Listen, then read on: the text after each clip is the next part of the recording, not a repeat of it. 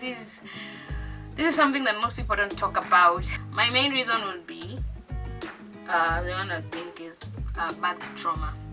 Imagine dealing with the pain of down there and dealing with the pain of breastfeeding at the same time. It's too much. It's too much.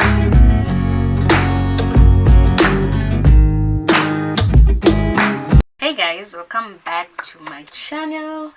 Welcome back to the Empire. If you're passing by for the first time, please feel free to subscribe. Feel free to be part of this family. So what's another get ready with me? I've been loving this because I get to engage and interact with you guys and give you situations that are real in life at the same time as I do my makeup, which is also me practicing because it's been a while since I've been so active when it comes to my makeup, and also you guys can see how I can really be good at this thing. So yeah, today I want us to talk about the most grayest area when it comes to pregnancy and having a baby. I love these topics. I've been loving these topics because you guys have been engaging so well and I've been getting a lot of feedback from it, so I figured let me just continue, and it's amazing. It's great. The topic is great and the feedback that I'm getting is great. So today I want us to talk about sex after having a baby. Oh my goodness, this is something that most people don't talk about, especially women. We don't talk about it with our spouses. We don't explain what's happening, and then the men start feeling like they've been left behind. So yeah, let's get straight into this video. So I'm priming my face first. I had forgotten to prime earlier on, and I love priming. I love priming before I do my eyes so that the primer just sinks into my skin. So I'm priming my face using the LA Girl Master Price.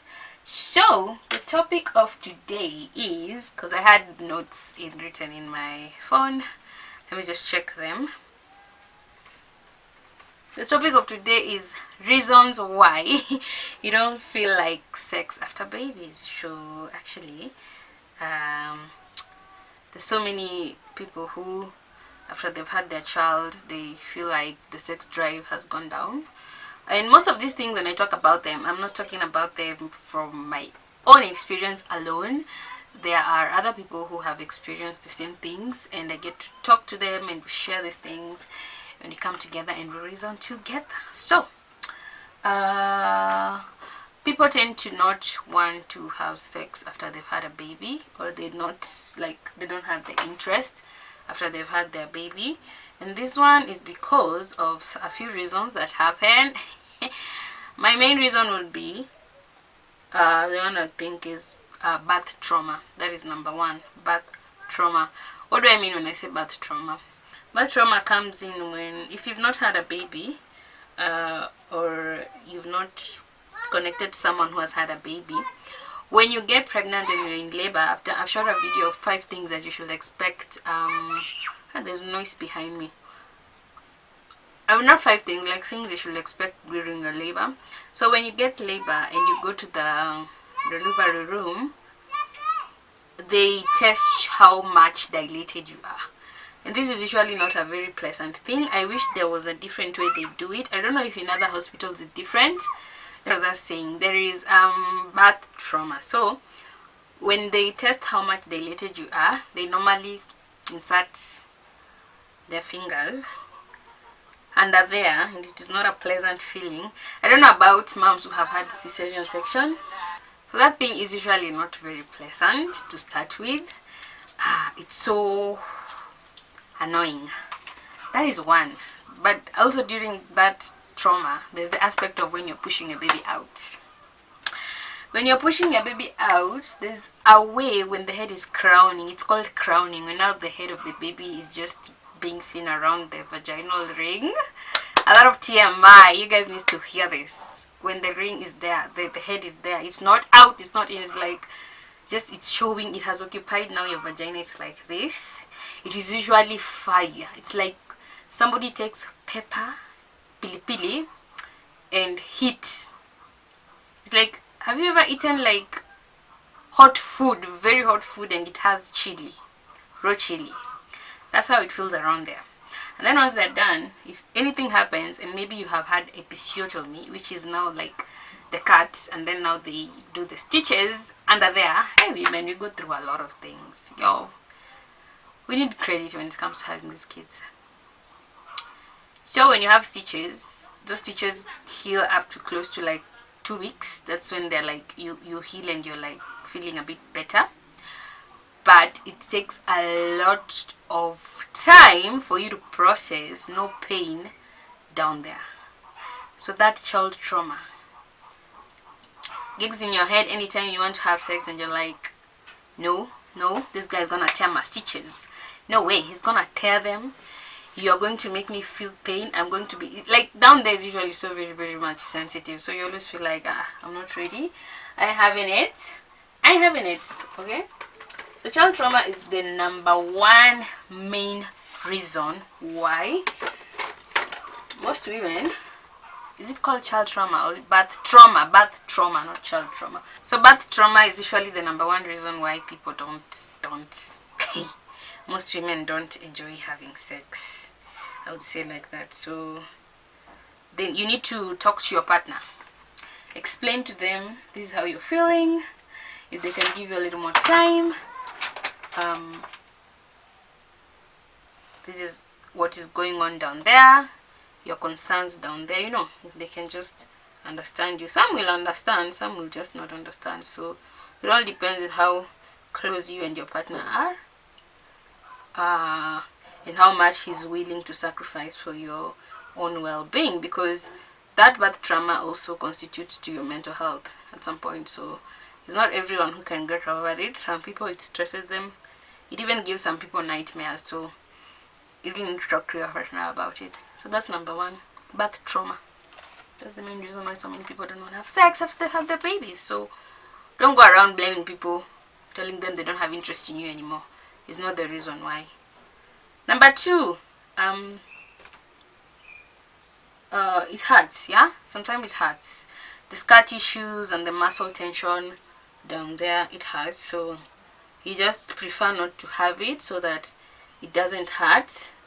You just prefer not to feel the tissues down there pulling together and just doing their thing, so it hurts so bad. So there's that aspect of just not wanting to be in that position of feeling pain and being reminded of what has happened to you before. Okay, yeah. So you need to talk to your partners, make them understand what's going on down there, make them understand what's going on with your body. If you are not feeling any pain, then it's okay, you can go ahead and have sex. But if you're feeling pain, you need to just, because imagine dealing with the pain of down there and dealing with the pain of breastfeeding at the same time. It's too much. It's too much. We need to prioritize. We need to choose one struggle. You can't struggle in both ways, man. You need to choose one struggle. So just talk to your partner. I'm sure he'll understand. He's not okay. Some understand, some don't. Some go to an extent of raping their wives. So it's not that simple. It is that bad. Some people don't understand. They feel like some people even accuse their wives of being unfaithful during that time. Seriously, hey, men need to be educated about these things. Men need to be educated about women's body and the things that happen around them. It's not our fault. We cannot handle everything. Okay, yeah. So there's that aspect of tension and pain and birth trauma. So that's #2. #3 is I had written my notes. #3 is low desire, basically. Yeah, there's that aspect of just low desire, and what brings the low desire is now the decreased estrogen while pumping and breastfeeding. When estrogen is produced, it definitely reduces libido. So estrogen is produced when you're breastfeeding and maybe you're pumping breast milk for your baby. So it's a lot.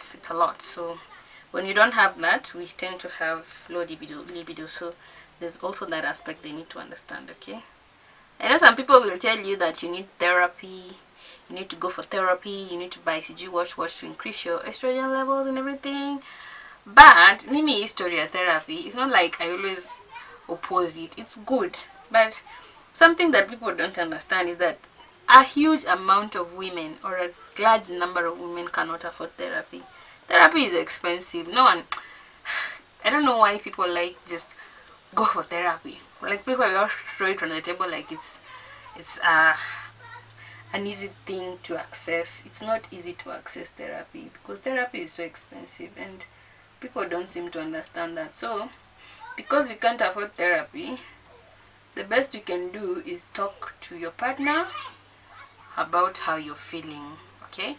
And just find a balance, because talking to your partner is the easiest thing. Just tell them how you feel. Educate them, learn. Nowadays there's a lot of channels where you can learn. There's Google, there's YouTube, there's so many places where you can learn things that are happening to your body even without, consulting a gyna. Some other people will tell you go see a gyna. How many people can afford to have a gynecologist? Let's even start from there. How many? Not so many. Having a gyna it's also expensive, so try and educate yourself as much as possible as to the reason as to why things are happening to you. Also try and research if it's happening to other people outside there, so that you don't feel like you are alone. And feel free to talk about these things, because we have been brought up in a society where talking about such things is a taboo, and people find them disgusting, other people find it embarrassing. Yo, let me tell you something about myself. I don't find anything embarrassing. I will ask you anything anytime I feel like I want to ask about it, because it's my body, and whatever it is happening to me affects me other than affecting the whole society. Okay, so yeah, we need to talk about these things. That's why I love these topics, because I hope I enlighten someone who is maybe afraid to ask or is afraid to get help. So I like talking about these topics. So that's hormone makes things a little bit crazy and a little bit hard. So yeah, that's important for us to have that discussion. So the next number, I think number 4, the reason why we are not interested in having sex: being tired. It should have been number 1. Tired. Maybe that one has been my major issue. Being tired. Yani, you're so tired to an extent where I just want those extra, is it 5 or 10 or 20 minutes to just sleep? Because the only reason why you can have, the only time when you can have sex is when the baby is sleeping. Otherwise, what are you doing? So I would just find that those few minutes, if you can just sleep, people find it easier to just sleep other than just be lovey-dovey and cuddly all the time. So being tired is another main reason. It's actually the major reason in all these things. Just being tired, breastfeeding, staying up all night, doing all these things. Being tired is like the major issue. Yeah, I love this foundation. I'm using the Maybelline foundation by the Fit Me foundation, the tube one in the shade 360, and I love how it blends in my skin and how it gives me like a perfect match. I really love it. I'm actually just done already blending my foundation. So being tired is another major issue that needs to be addressed. So get help as much as you can. Talk to your partner if he can help you around, or get someone who can help you around with the baby and the house chores and everything that you need to do, so that you can have the moods to do these things. You can have the time to do, have sex. Alright? Yeah, being tired is a major issue. Another reason why we don't feel like having sex is the body change. Your body has changed. Your breast is different, your hips are different, your stomach is big, or it has changed, or it has reduced in size, so maybe some people may feel insecure about how they feel about their body. So other people may just don't want to be touched because they feel so insecure about how their body is. That's why I'm saying it's really important for you to build a relationship with your partner, because now they will be able to understand that whatever is happening to you, it's not their fault. Okay, because some people, these things brings even marriage separation, because as a wife you're not able to explain, and as a husband you're not able to understand, so it becomes a problem, and it becomes really hard for some people to just understand that someone is going through these things, and they're human beings and they need to be understood. Okay, So there's also body change. You just feel like your vagina is not the same anymore. You feel like that person, how will they find your vagina? Mentally you think now your vagina has become bigger because you pushed up a watermelon sized head, you know, this kind of stuff. So in all aspects, this whole thing, to me, I always feel like your partner is the most important person or the most important value in this whole situation. Will be able to help you understand, will be able to get you back to, you know, that mood and just being able to have sex the good way that you used to do. Yeah, so I feel like having a partner who understands you, it's like the major concern, the major issue. Once you have that kind of person and he's giving you support and he's willing to understand when you're tired, and when you're just not in the mood, not in the moods, it makes these things easy. These things flow very easy. Okay? Yeah. The issue is anxiety. Anxiety is the fact that if we start having sex, the baby will wake up. You know?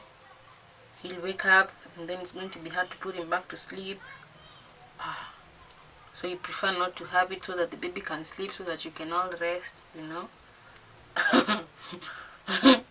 Like you're always feeling like you'll make noise, especially if you're co-sleeping with your child.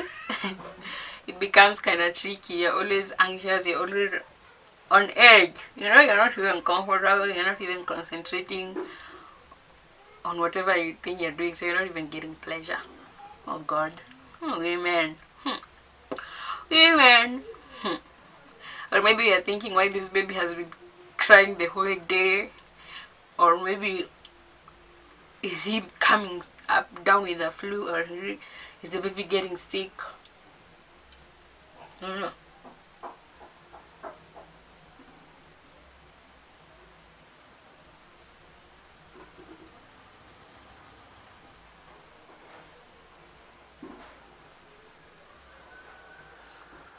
Those kind of things. So there is the aspect of just anxiety, and it is not a good thing at all. We get anxious. We just feel like, hey, this baby he's going to wake up anytime, and he's going to find us here, and I don't want the baby seeing us having. Oh god. Being anxious is another major issue. So yeah, I think I've depleted all my options and all the reasons that I can give as to why we don't feel like having sex after having the baby, or why it becomes such a major issue. There are also some people who feel like they are defiling the baby when they have sex. Do you know there's that aspect? Or you don't know?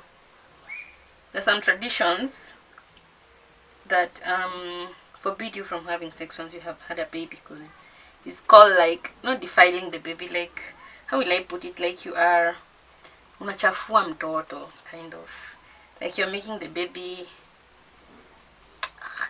I'm looking for the right word, like defiling. By defiling, I do not necessarily mean like rape, because that is the word that is used so much, like sexual abuse. No, I don't mean like you're sexually abusing your child. Like defilement in this case, how will I, there's a word I'm looking for, like, okay, kuchafua mtoto. Those who don't understand Swahili, it's like you're making the baby dirty. That's what I mean. That is what I mean when I say defilement. So there's some traditions who don't allow you to, they don't allow you to have sex when you've had the baby. There are even some traditions where you cannot be with your wife until a certain period of time. You cannot have your baby around, so you cannot, which I think is good, because it gives the mom time to just adjust to the new situation. So it gives you time to adjust to your new body, to the new changes, to whatever is happening to you. So I think such traditions are good. It's good to uphold such traditions. Yeah. So there's that aspect also of just some people thinking that having sex after the baby is born is not good. So yeah, and I think it's a good thing. for them to uphold such traditions. It gives the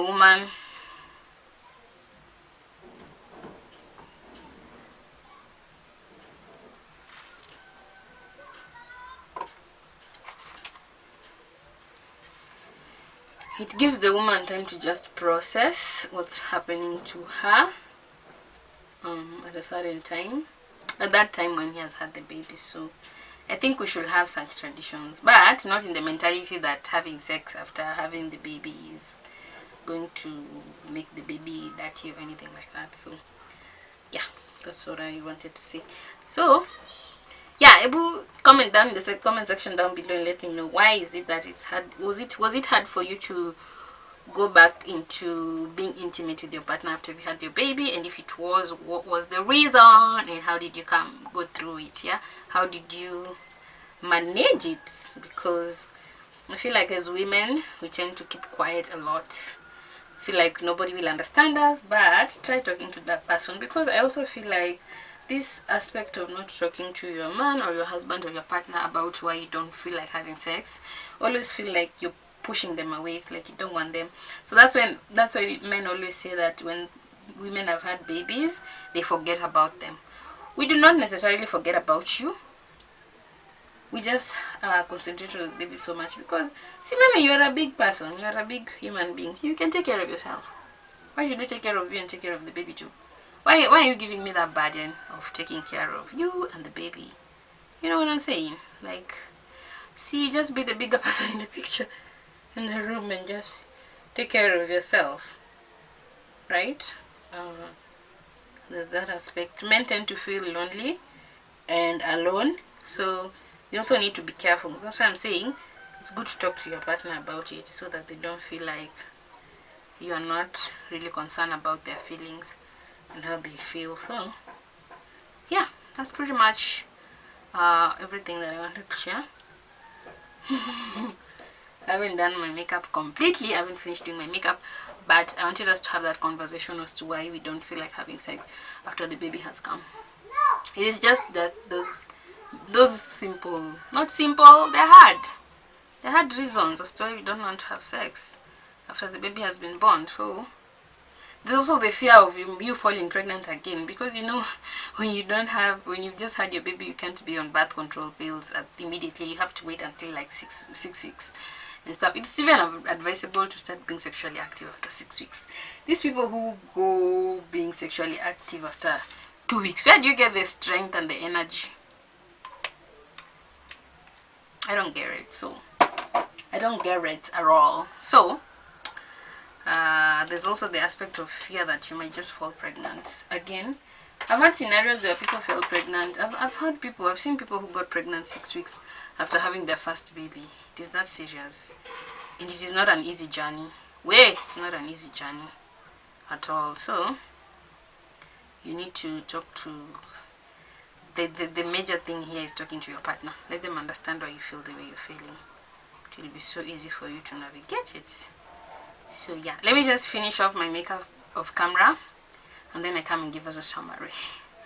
So far I've done my highlight and contour, so I'm just setting it and then I come back. I'm done. I'm back. I'm done doing my makeup. This is how it has turned out. Let me know in the comment sections about what you think about my makeup, and if you can, patronize me and also patronize my business, my earring business and my makeup business, so that, you know, yeah. So I also forgot to talk about people who have had C-sections and with sex. So sometimes most of them would feel, maybe some of them would feel like if we start having sex, the wound may just burst.